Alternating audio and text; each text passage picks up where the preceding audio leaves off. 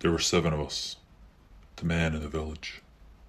We'd banded together and decided Sunday at sundown. When nightfall came, I took my young'uns into bed and set off. That night the weather was especially cruel. Cold as bitter hell. You could feel the ice cracking as you walked. George led that night, torch in hand. He was always leading. Best mayor a village could ask for, they say. See, I think he had his own agenda that night. I know he wanted her dead more than any of us. Zahara's house was a ways out the village, up on this cracked cliff, trees either side of it which never seemed to grow any leaves. Overlooked our homes. A fine view from up there. Moira and I, we'd used to walk it and watch the sunrise in the mornings. Aye. That was before she moved in. After that, the whole village was forbidden. We made it up the cliff and George went to her door. He leaned in on it, said he could hear her mumbling, something about devils and diabolos. I couldn't understand it. Mumblings of a spectre, he told us. He slammed on her door 3 times and shouted, "We've come for you, witch! What say you?" Things got real quiet then. The men and me holding our breaths. George, though, no, he weren't waiting. He kicked her door down, took the thing off its hinges. We stepped in, and aye, it was a witch's hut, alright. Symbols written on the walls, parchment scattered round the floor, unreadable like. Patrick, he picked one up and went pale as a sheet. Said the place was cursed, and suddenly everyone was shouting, thirsty for witch blood.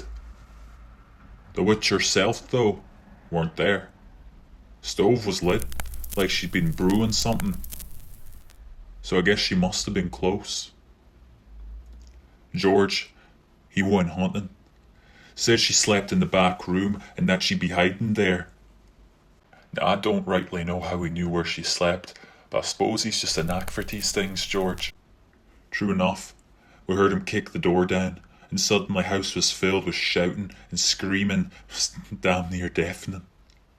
He dragged her into the main room with us, threw her to the ground. The way she looked at him. I'd never seen a woman look at a man in such a way. Defiant yet terrified.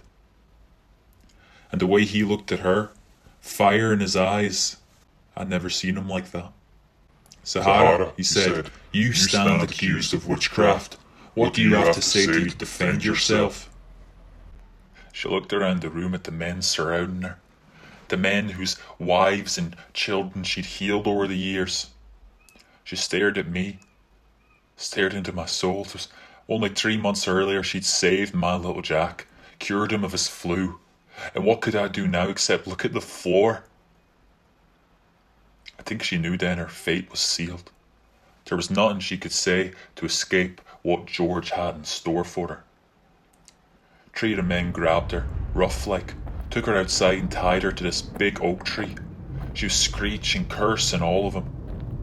George, he's just watching, smirking at the sight.